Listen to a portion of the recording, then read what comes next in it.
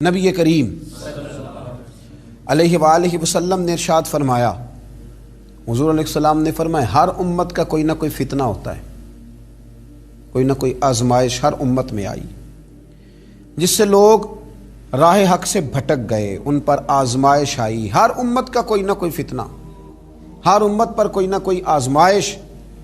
تو محبوب کریم علیہ السلام فرمانے لگے میری امت کا فتنہ مال ہے، میری امت کی آزمائش مال ہے، ان کے اندر مال آیا ہے، فتنہ آیا۔ حضرت عمر فاروق رضی اللہ تعالیٰ عنہ کا زمانہ مبارکہ تھا تو مال بہت زیادہ آیا تھا۔ حضرت عمر کے زمانے میں اللہ نے دولت بہت زیادہ عطا کی، چونکہ بہت سارے علاقے فتح ہونے لگے تو مال غنیمت ڈھیروں آنے لگا۔ حضرت عبد الرحمن ابن عوف رضی اللہ تعالیٰ عنہ فرماتے ہیں کہ جب بحرین سے مال آیا تو اتنا مال آیا، حضرت ابو عبیدہ بن جراح رضی اللہ تعالیٰ عنہ لے کے آئے، اتنی دولت آئی، مسجد نبوی شریف صلی اللہ علیہ وسلم میں مال کا ڈھیر لگا تو جو اونچے قد والے تھے نا وہ بھی مال کے پیچھے چھپ گئے۔ اتنا بڑا ڈھیر تھا کہ جن کا قد اونچا تھا، دراز قد تھے، وہ مال کے پیچھے چھپے ہوئے تھے۔ تو فرماتے ہیں کہ صبح صبح کچھ لوگ جلدی آ گئے نماز کے وقت میں، پتہ تھا کہ رات سے مال غنیمت آ گیا ہے اور نماز ختم ہو گئی تو جا ہی نہیں رہے، ابھی بیٹھے ہیں۔ تو حضرت عمر رو پڑے، جناب فاروق اعظم روئے، اللہ اکبر، درد سا پیدا ہو گیا۔ حضور آپ رو کیوں رہے ہیں؟ فرمایا تم اس لیے رکے ہوئے ہو کہ مال آیا ہے؟ لوگوں نے عرض کی حضور ہاں بات تو ٹھیک ہے اور یہ صحابہ کا حق ہے، یہ سب لوگوں میں بٹے گا۔ تو حضرت عمر فاروق رضی اللہ تعالیٰ عنہ سے کہا جناب آپ شکر ادا کریں، آپ رو رہے ہیں۔ فرمایا تمہیں نہیں نہ پتا، میں نے اپنے نبی پاک سے سنا ہے علیہ السلام، حضور نے فرمایا میری امت کا فتنہ مال ہے، جہاں مال آتا ہے وہاں عداوت بھی آتی ہے، جہاں مال آتا ہے وہاں تلخیاں بھی آتی ہیں، جہاں مال آتا ہے وہاں لالچ بھی آتا ہے، جہاں مال آتا ہے تو وہاں پھر لوگ ایک دوسرے سے بٹورنا بھی چاہتے ہیں۔ جب تک جیبوں میں مال نہیں نہ ہوتا تو جو بھی پیار کرتا ہے ذات سے کرتا ہے، اور جب جیب میں مال آتا ہے تو پھر زیادہ تر لوگ جیب سے پیار کرتے ہیں۔ یہ امیروں کا کہنا تو ہوتا ہے کہ لوگ بڑا چاہتے ہیں جی بڑی اللہ کی عزت ہے، تو میں کہا کرتا ہوں ذرا دولت الگ کرنا، پھر اپنی حیثیت کا تعین کر کے تیری کتنی عزت ہے۔ یہ دولت کا لیبل ہے نا، اس کو ذرا اتار، خود پتہ چل جائے گا تیرے پاس کیا ہے۔ میرے نبی کریم علیہ السلام نے اسے فتنہ قرار دیا، یہ تو آزمائش ہے۔ لالچ کرنا، لالچ میں پڑے رہنا، لالچ کی طرف سفر کرنا، اور مطمع نظر لالچ بنا لینا، مطمع نظر۔ ایک بہت بڑے دولت مند کا میں ایک دفعہ اس کا انٹرویو اخبار میں چھپا تو میں دیکھ رہا تھا، تو کسی نے اس سے پوچھا کہ دولت کیسے کمائی، تو کہنے لگا جی میں نے 10 لاکھ والا کام بھی نہیں چھوڑا اور 10 روپے والا بھی نہیں چھوڑا، سارے کام کیے، بس کوشش کی کہ جہاں سے آ جائے اسے حاصل کر لینا چاہیے۔ اب کھل کے بات تو لوگ کرتے نہیں، حالانکہ بہت ساری جگہوں پہ اس بات کا ترجمہ یہ ہوتا ہے کہ نہ جائز دیکھا نہ ناجائز دیکھا، بس جہاں سے آئے، جتنے آئے، جس ترتیب سے آئے۔ شام کو یہ حساب ضرور کرنا ہے کہ آج میرے بینک بیلنس میں کتنا اضافہ ہو گیا۔ لوگوں نے دولت ہی کی طرف دیکھا، دولت ہی کو پرکھا، پیسے نہیں تو رو پڑے، جائیداد نہیں تو رو پڑے، مکان نہیں تو رو پڑے، جس دن 4 گاہک کم آئے اس دن رو پڑے، جس دن کام دھندا کم ہوا تو سارے زمانے کو بتایا کہ بڑی غربت ہے۔ میں کہا کرتا ہوں کہ جب اللہ تعالیٰ گاہک زیادہ بھیجتا پھر بھی شور کیا کرو، جب اللہ تعالیٰ نوازتا ہے اس کا بھی اعلان کیا کرو۔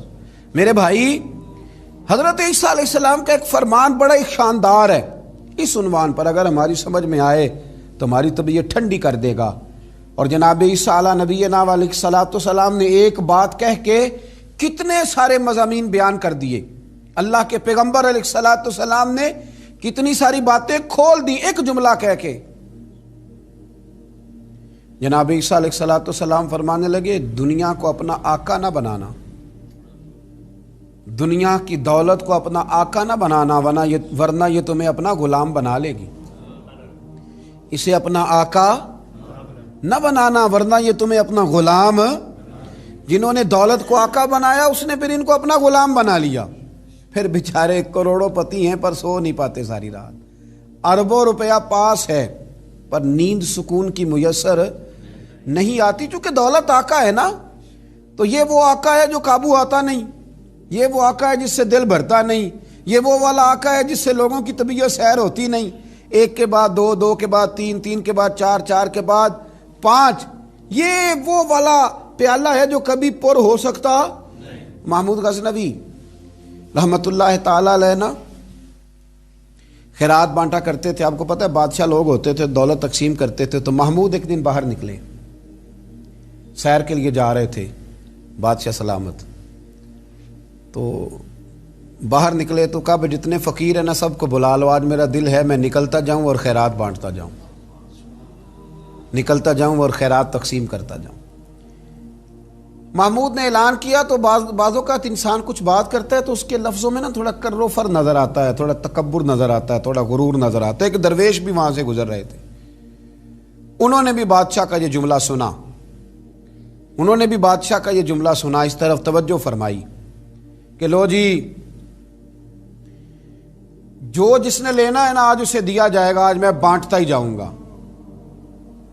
وہ بزرگ بھی آ گئے، کاسا لکڑی کا پیالہ ہاتھ میں پکڑا ہے، وہ بھی تشریف لائے، اور محمود غزنوی جب بانٹ رہے تھے تو انہوں نے بھی اپنا پیالہ آگے کر دیا، انہوں نے بھی کچھ لینے کے لیے پیالہ آگے بڑھایا۔ تو محمود غزنوی نے اپنی جیب سے چند سکے نکالے، چند اشرفیاں نکالیں، اور جب بابا جی کے پیالے میں ڈالیں تو آواز تو آئی کھٹکنے کی، لکڑی کے پیالے سے جب چاندی کے سکے ٹکرائے تو آواز تو پیدا ہوئی، لیکن بزرگوں نے پیالہ پھر آگے کیا، کہنے لگے اس میں تو کچھ بھی نہیں، تھوڑا اور ڈال دو۔ محمود کہتا ہے میں نظر ڈال کے دیکھا تو پیالہ تو واقعی خالی تھا، بادشاہ تھا، کہہ چکا تھا کہ آج بانٹنا ہے، جو کوئی مانگے گا اسے دینا، پھر جیب میں ہاتھ ڈالا۔ یہ انا کا بت بھی بڑی مشکل سے ٹوٹتا ہے نا، یہ بڑا پکا ہوتا ہے، یہ نہیں ٹوٹتا۔ دوبارہ پیالہ ڈالا تو پھر چیزیں کھٹکنے کی، بجنے کی آواز تو آئی، لیکن بزرگ کہنے لگے کہ تو نے تو کچھ بھی نہیں دیا۔ پھر پیالہ آگے کیا تو محمود نے جھوک کے دیکھا تو پیالہ پھر خالی تھا، اس نے پھر کچھ ڈالا، پھر دیکھا تو خالی، پھر ڈالا، بجنے کی آواز آئی، پھر خالی۔ اب بادشاہ تھا، ہارنے کا نام ہی نہیں لے رہا، یہ شکست کھانا ہی نہیں چاہتا، اس نے تھیلے منگا لیے، بوریاں منگا لی پیسوں کی بھری ہوئی، ڈالتا جا رہا ہے، بجنے کی آواز آتی ہے۔ محمود تھک گیا، کہنے لگا بابا اس کے نیچے کون سا سوراخ بنایا ہوا ہے، کیا ہے اس کے نیچے جو سمجھ میں نہیں آ رہا، کیا ہے؟ تو ان بزرگوں نے بڑی شاندار بات کی، کہنے لگے محمود یہ انسانی خواہشات کا پیالہ ہے، اور یہ خواہشات کبھی پور نہیں ہو سکتی، ایک پوری کرتے ہیں تو دوسری بن جاتی ہے، ایک پوری کرتے ہیں تو دوسری۔ حضرت مولا علی شیر خدا رضی اللہ تعالیٰ عنہ فرمایا کرتے تھے نفس کی خواہشیں ان بھیڑوں کی طرح ہیں جو کبھی قابو میں نہیں آتی، ادھر سے گھیر کے لاؤ تو ادھر والی نکل جاتی ہیں، ادھر سے گھیر کے لاؤ تو ادھر والی نکل جاتی ہیں، دونوں کو سمیٹو تو سامنے والی گائے۔ یہ خواہشات ہیں، یہ کبھی پوری یہ نہیں پوری ہوتی میاں۔ پھر انسان آگے سے آگے بڑھتا رہتا ہے، حرص کرتا ہے، لالچ کرتا ہے، طمع کرتا ہے، لینے کی خواہش پیدا کرتا ہے، لیکن یہ چیزیں کبھی اس کے حق میں مؤثر ثابت نہیں ہوتی۔ ہاں میرے نبی کریم علیہ الصلوۃ والسلام سے پوچھا گیا تھا یا رسول اللہ ذلت کیا ہے؟ فرمایا لالچ کرنا۔ تو حضور عزت کیا ہے؟ فرمایا جو رب نے تجھے دیا اس پہ راضی ہو جا، اللہ عزت عطا فرما دے گا۔ قناعت میں عزت ہے، لالچ میں ذلت ہے۔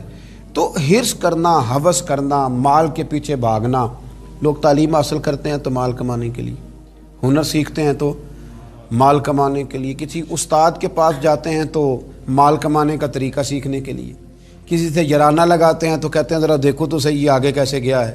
جب مطمع نظر ہی مال ہو، جب توجہ ہی ساری مال کی طرف ہو، جب دولت ہی ہر چیز کا لوگ ماں حاصل سمجھ لیں اور مقصود اور مدعائی دولت کو بنا لیں، تو پھر انسانوں میں کمزوریاں پیدا ہوتی ہیں، روحانی قوتیں ختم ہوتی ہیں، پھر انسانوں کے اندر شوق، ذوق اور وہ ساری چیزیں کمزور پڑتی ہیں۔